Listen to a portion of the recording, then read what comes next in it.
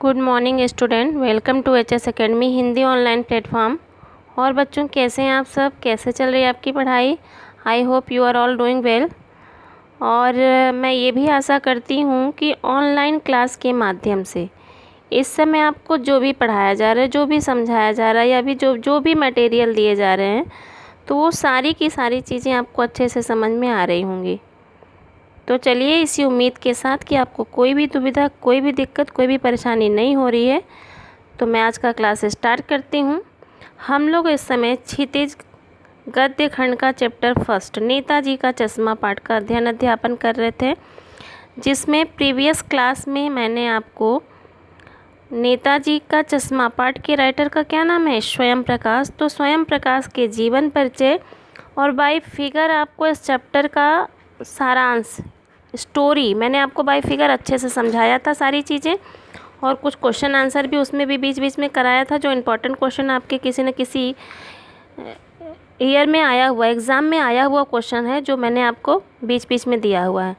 तो आज हम लोग इस चैप्टर के जो लास्ट में क्वेश्चन आंसर होते हैं, जो क्वेश्चन दिए जाते हैं, तो लास्ट के जितने क्वेश्चन हैं वो भी, और जितने अदर क्वेश्चन आपके इस चैप्टर से बन सकते हैं, जो इम्पॉर्टेंट है, जो आपके एग्ज़ाम में आए हुए हैं या फिर जो आ सकते हैं, वो सारा का सारा ही मैं आपको करवा दूंगी। आज मैं कुछ प्रश्न आपको बताती हूँ। चलिए, कॉपी पेन ले लीजिए, जल्दी से इन सारे क्वेश्चन के आंसर को नोट कर लीजिए, ठीक है। तो चलिए स्टार्ट करते हैं हम लोग question number first. Question number first यहाँ देखिए, सेनानी न होते हुए भी लोग चश्मे वाले को कैप्टन क्यों बुलाते थे? क्लियर? क्वेश्चन फिर से देखिए, सेनानी न होते हुए भी लोग चश्मे वाले को, किसको? चश्मे वाले को कैप्टन क्यों बुलाते थे? तो कैप्टन क्यों बुलाते थे चश्मे को? चश्मा बेचने वाला तो एक साधारण सा व्यक्ति था, लेकिन फिर भी उसे लोग क्या बुलाते थे? कैप्टन। तो कैप्टन बुलाने के पीछे का जो कारण था, जो रीज़न था, वो क्या था? कि वह एक सच्चा देशभक्त था। क्या था? सच्चा देशभक्त। देशभक्ति की जो भावना थी उसके हृदय में कूट कूट के भरी हुई थी, तथा साथ ही साथ वह स्वतंत्रता सेनानियों का सम्मान करता था, उन्हें सम्मान देता था, उन्हें सम्मान की दृष्टि से देखता था। तो इन्हीं सारे रीज़न से, इन्हीं सारे कारणों से उसे क्या बुलाया जाता था? कैप्टन बुलाया जाता था। क्लियर हो गया क्वेश्चन नंबर फर्स्ट आपका, कि सेनानी न होते हुए भी लोग चश्मे वाले को कैप्टन क्यों बुलाते थे? तो सेनानी न होते हुए भी लोग चश्मे वाले को कैप्टन इसलिए बुलाते थे क्योंकि वह एक सच्चा देशभक्त था। देशभक्ति की भावना उसके हृदय में कूट कूट के भरी हुई थी, तथा वह स्वतंत्रता सेनानियों को सम्मान की दृष्टि से देखता था। क्लियर? अब चलिए क्वेश्चन नंबर सेकंड हम लोग देख लेते हैं। देखिए, बुक में आपके एक पैरा दिया होगा, अगर किसी के पास बुक होगा तो देखेगा क्वेश्चन के, जो आपके पाठ्य पुस्तक से संबंधित जो क्वेश्चन रहते हैं, तो पीछे एक पैरा दे करके 3 क्वेश्चन उससे पूछा हुआ है, क ख ग ऐसे करके। तो उसको हमने यहाँ पे पूरे तरह से हमने पैरा नहीं दिया है, वो आपका क्वेश्चन ही हमने यहाँ पे मेंशन किया है, तो आप इसको एक बार देख लीजिए। मूर्ति पर चश्मा न देखकर हालदार साहब मायूस क्यों हो गए या दुखी? मायूस का मतलब क्या होता है? दुखी हो जाना, उदास हो जाना। तो कैप्टन जो था, चश्मा वाला था, जिसको कैप्टन लोग बुलाते थे, तो मूर्ति पे चश्मा लगाने का काम कौन करता था? वही कैप्टन करता था। कैप्टन की जब मृत्यु हो जाती है तो नेताजी की मूर्ति पर किसी भी प्रकार का कोई भी चश्मा नहीं लगा था। कब? जब कैप्टन की मृत्यु हो जाती है। मूर्ति पर चश्मा न देखकर हालदार साहब को क्या लगता है? ऐसा लगता है कि अब धीरे धीरे लोगों के मन से क्या समाप्त होत रही है? देशभक्ति की भावना, स्वतंत्रता सेनानियों के लिए सम्मान की भावना, प्रेम की भावना, मानवता की भावना, ये सब क्या हो रही है? समाप्त होती जा रही है। कौन कौन सी भावना? देशभक्ति की भावना, स्वतंत्रता सेनानियों के लिए सम्मान की भावना, मानवता की भावना, प्रेम की भावना समाप्त होती जा रही है। और यही सोच कर वो क्या हो गए? मायूस हो गए। कौन मायूस हो गए? हालदार साहब। फिर से देख लीजिए, मूर्ति पर चश्मा न देखकर हवलदार साहब मायूस क्यों हो गए? क्योंकि उन्हें क्या लगता है कि अब लोगों के मन से धीरे धीरे देशभक्ति की भावना, सम्मान की भावना, प्रेम की भावना और मानवता की भावना समाप्त हो रही है। और यही सारी चीज़ें सोच करके वो क्या हो जाते हैं? मायूस हो जाते हैं, दुखी हो जाते हैं, उदास हो जाते हैं। क्वेश्चन नंबर 3 देखिए, मूर्ति पर लगा सरकंडे का चश्मा क्या उम्मीद जगाता है? ठीक, मूर्ति पर जो सरकंडे का चश्मा लगा था, जिसे किसी बच्चे ने लगाया था, तो उसको देख करके क्या उम्मीद जगता है हमारे मन में, कौन सी आशा जगती है? तो यहाँ पे दिया हुआ है कि पहले क्वेश्चन में हमने क्या देखा कि वो ऐसा लगता है ना कि देशभक्ति की भावना धीरे धीरे समाप्त हो रही है, लेकिन जब वो दोबारा क्या देखते हैं हवलदार साहब? सरकंडे का चश्मा देखते हैं। तो यह हमें क्या उम्मीद जगाता है? सेम वही चीज़ है कि अभी भी समाज से, देश से जो देशभक्ति की भावना है, जो सम्मान की भावना है, जो प्रेम की भावना है, जो मानवता की भावना, वो समाप्त नहीं हुई है। क्या है? वो बची हुई है। और किस खास करके किस में अभी बची हुई है? बच्चों में। और जो बच्चों के मन में जो देश प्रेम की भावना, देशभक्ति की भावना, स्वतंत्रता सेनानियों के लिए जो सम्मान की भावना, वो क्या है? अभी भी जीवित है। और बच्चे ही क्या होते हैं? हमारे देश के भविष्य होते हैं, हमारे देश के विकास में सहायक होते हैं। तो वही चीज़ यहाँ पे कहा गया है कि अतः अगर ये बच्चों में अगर जीवित है इस तरह की भावना, तो इसका मतलब क्या है कि हमारे देश का विकास संभव है। क्लियर? चीज़ें अब आपके समझ में आ गई होंगी, तीनों प्रश्न का उत्तर समझ में आ गया होगा। फिर से एक बार देख लीजिए क्वेश्चन। मूर्ति पर लगा सरकंडे का चश्मा क्या उम्मीद जगाता है? तो मूर्ति पर लगा सरकंडे का चश्मा यह उम्मीद जगाता है कि देश से, समाज से अभी भी देशभक्ति समाप्त नहीं हुई है, देशभक्ति की भावना समाप्त नहीं हुई है, प्रेम की भावना, सम्मान की भावना, मानवता की भावना अभी भी समाप्त नहीं हुई है, वह बची हुई है। और ख़ास करके किस में बची हुई है? बच्चों में बची हुई है। और अगर ये भावना, देश प्रेम की भावना, सम्मान की भावना, मानवता की भावना बच्चों में जीवित है, तो इसका मतलब क्या है कि हमारे देश का विकास संभव है। हमारे देश के विकास में किसी तरह की कोई बाधा नहीं उत्पन्न हो सकती। ये क्या है? उम्मीद है।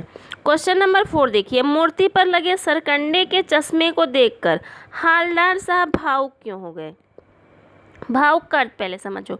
भावुक मीन्स क्या होता है? द्रवीभूत हो जाना, वशीभूत हो जाना, या फिर खुशी से आंखों में आंसू आ जाना। जब कभी ऐसा होता है ना कि जब हमें बहुत ऐसा मतलब कष्ट है और उम्मीद नहीं होती है कि वो हमारा जो कष्ट है, वो हमारी जो पीड़ा है वो दूर हो सकती है, और अचानक से वो दूर हो जाए कष्ट, अचानक से बिना उम्मीद के, तो हम बहुत ज़्यादा खुशी से, हमारी आंखों में क्या हो जाता है? आंसू आने लगते हैं, हम भावुक हो जाते हैं, हम रोने लगते हैं।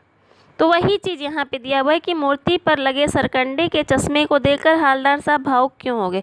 इस प्रश्न का जो उत्तर है आपका, सबसे पहले तो आप पिछले क्वेश्चन के आंसर को देखिए। पिछला क्वेश्चन आपका क्या है कि मूर्ति पर लगा जो सरकंडे का चश्मा था, मूर्ति पर चश्मा न देखकर हवलदार साहब मायूस क्यों हो गए थे? तो क्यों मायूस हो गए? तो सबसे पहले मूर्ति पर चश्मा न देखकर हवलदार साहब मायूस हो गए। उन्हें लगा कि लोगों के मन से जो देशभक्ति की भावना है वो क्या हो रही है? समाप्त हो रही है। प्रेम की भावना, मानवता की भावना समाप्त हो रही है। लेकिन जैसे ही उन्होंने, सबसे पहले तो मूर्ति पे चश्मा देख करके उन्हें ऐसा लगा कि लोगों के मन से देशभक्ति की भावना, सम्मान की भावना, प्रेम की भावना समाप्त हो रही है। लेकिन जैसे ही उन्होंने मूर्ति पर क्या देखा? सरकंडे का चश्मा देखा, तो उन्हें ऐसा लगा कि नहीं, अभी देशभक्ति की भावना, सम्मान की भावना, प्रेम की भावना क्या है? जीवित है, बची हुई है, समाप्त नहीं हुई है। और यही सारी चीज़ें सोच कर वो क्या हो गए? भावुक हो गए, उनकी आंखों से आंसू निकलने लगा। क्लियर हो गया? तो क्वेश्चन नंबर 4 का आंसर, अब दोनों जो सेकेंड क्वेश्चन है, थर्ड क्वेश्चन है, उसके आंसर को मिला करके आप क्वेश्चन नंबर 4 का आंसर खुद से करोगे। एक बार मैं फिर बोल देती हूँ, मूर्ति पर लगे सरकंडे के चश्मे को देखकर हवलदार साहब भावुक क्यों हो गए? क्योंकि सबसे पहले जब उन्होंने मूर्ति पर चश्मा नहीं देखा तो उन्हें ये लगा कि लोगों के मन से देशभक्ति की भावना, प्रेम की भावना, मानवता की भावना समाप्त होती जा रही है। लेकिन जब दोबारा उन्होंने मूर्ति पर बच्चे के द्वारा बनाए हुए सरकंडे के चश्मे को देखा तो उन्हें लगा कि नहीं, अभी भी देश प्रेम की भावना, मानवता की भावना, भाईचारे की भावना समाप्त नहीं हुई है। और यही सोच करके वो क्या हो जाते हैं, भावुक हो जाते हैं। क्लियर। तो ये आपके जो 4 क्वेश्चन है उसका आंसर आपको समझ में आ गया। क्वेश्चन नंबर 5 देख लीजिए अब आप लोग।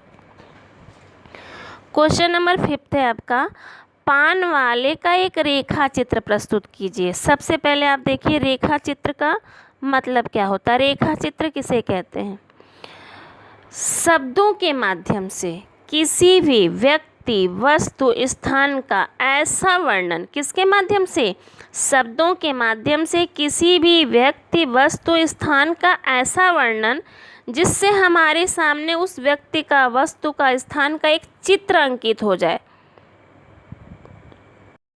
क्या अंकित हो जाए, चित्र अंकित हो जाए। तो जहाँ पे कोई ऐसा वर्णन पढ़ करके, सुन करके हमारे सामने एक दृश्य उपस्थित हो जाए, उस व्यक्ति का, उस वस्तु का, उस घटना का, उस स्थान का पूरा चित्र हमारी आंखों के सामने घूम जाए, उसे हम क्या कहते हैं, रेखा चित्र कहते हैं। क्या कहते हैं, रेखा चित्र कहते हैं। क्लियर। तो यहाँ पे देख लीजिए पान वाले का, पान वाला कैसा था, यहाँ पे वर्णन है पूरा, काला, मोटा, थुल तथा खुश मिजाज था। वह हमेशा अपने मुंह में पान भरा रहता था, कभी कभी दूसरों का मजाक भी उड़ाता था, और जब वह हंसता था, क्या करता था, हंसता था, तो उसके लाल और काले दांत चमकने लगते थे। उसके दांत लाल और काले क्यों हो गए थे, क्योंकि वो बहुत ज़्यादा पान खाता था। और जब वो हंसता था तो दांत तो चमकते ही थे, साथ ही साथ क्या होता था, उसका भारी भरकम पेट हिलने लगता था। तो क्या इस तरह की चीज़ों को सुन करके, या जब आप पढ़ोगे तो पढ़ करके आपके सामने इस तरह के एक व्यक्ति का चित्र आएगा आंखों के सामने, केवल काला सुन करके, मोटा, थुल, ठीक है, पान खाया हुआ, उसके लाल काले दांत दिखाई देंगे आपको, और जो पेट उसका इस तरह से हिलता हुआ दिखाई देगा। तो इसका मतलब क्या है कि हम जब पढ़ रहे हैं तो वह व्यक्ति हमारे आंखों के सामने उपस्थित हो जा रहा है। तो इसी को हम क्या कहते हैं, रेखा चित्र कहते हैं। तो पान वाले का रेखा चित्र तो आपके समझ में आ गया। अब यहाँ पे मान लीजिए पूछे कि हालदार साहब का रेखा चित्र प्रस्तुत कीजिए। क्वेश्चन में तो पान वाला दिया हुआ है, अब अगर हालदार साहब का रेखा चित्र प्रस्तुत करने को दे दे, या कैप्टन का रेखा चित्र प्रस्तुत करने को दे दे, तो अब हमने आपको जब स्टोरी बताया था तभी कैप्टन की विशेषता भी बताया है, हालदार साहब की विशेषता भी बताया है, चित्र भी दिखाया है। तो आप अपने शब्दों के माध्यम से कर सकते हो। हालदार साहब सूट बूट पहने हुए एक लंबे चौड़े व्यक्ति हैं, जिनके हृदय में सहृदय की भावना है, वो दयालु हैं, भावुक हैं, देशभक्ति से भरे हुए हैं। उनका रोज़ चौराहे पर जाना, पान वाले की दुकान के पास रुक करके पान खाना और मूर्ति को देखना, इस तरह के चित्र अगर आप बताएंगे तो हो जाएगा ना हालदार साहब का रेखा चित्र। कैप्टन दुबला पतला लंगड़ा सा व्यक्ति है जो चश्मा बेचता है, और वही सारी विशेषता उनकी भी है, दयालु है, भावुक है, ईमानदारी और कर्तव्य उनके अंदर भरी हुई है, रोज़ मूर्ति में चश्मा बदलना, ग्राहक को चश्मा बेचना। ये किसका रेखा चित्र हो गया, चश्मे वाले का, यानी कैप्टन का। अब हम अगर यहाँ पे पूछते हैं कि हमने बताया था आपको कि इस पूरे चैप्टर में 5 पात्र हैं, 3 प्रत्यक्ष हैं, 2 अप्रत्यक्ष हैं। तो एक तो आपके सुभाष चंद्र बोस हैं जो अप्रत्यक्ष रूप से हैं, और एक हमने क्या बताया था आपको, मोतीलाल, हाई स्कूल के मास्टर मोतीलाल। अब अगर आपका पूछता है कि हाई स्कूल के मास्टर मोतीलाल का रेखा चित्र आप प्रस्तुत कीजिए, तो आप क्या बता सकते हैं। अध्यापक पहले ज़माने में ज़्यादातर क्या पहनते थे, धोती कुर्ता, आंखों में चश्मा। तो आप साधारण सा एक व्यक्ति बोल सकते हैं ना, एक साधारण सा दुबला पतला शरीर आप कर दें, तंदुरुस्त शरीर आप प्रस्तुत कर दें, कोई दिक्कत नहीं है, क्योंकि बुक में दिया नहीं है कहीं भी। तो आप दुबले पतले शरीर में उसको प्रस्तुत कर सकते हैं, और तंदुरुस्त शरीर में भी प्रस्तुत कर देते हैं। धोती कुर्ता पहने, आँखों पे चश्मा लगाए, बहुत रोब से बोलता है कि मैं 1 महीने के अंदर मूर्ति तैयार कर लूँगा। और वो ड्राइंग के मास्टर कला बहुत सुंदर बनाते थे, और उन्होंने मूर्ति भी 1 महीने में तैयार कर ली। क्लियर हो गया। तो यहाँ पे एक प्रश्न से कितने प्रश्न का उत्तर बना, एक प्रश्न तो आपका यही हो गया, 4 प्रश्न का उत्तर और बन गया। क्लियर हो गया।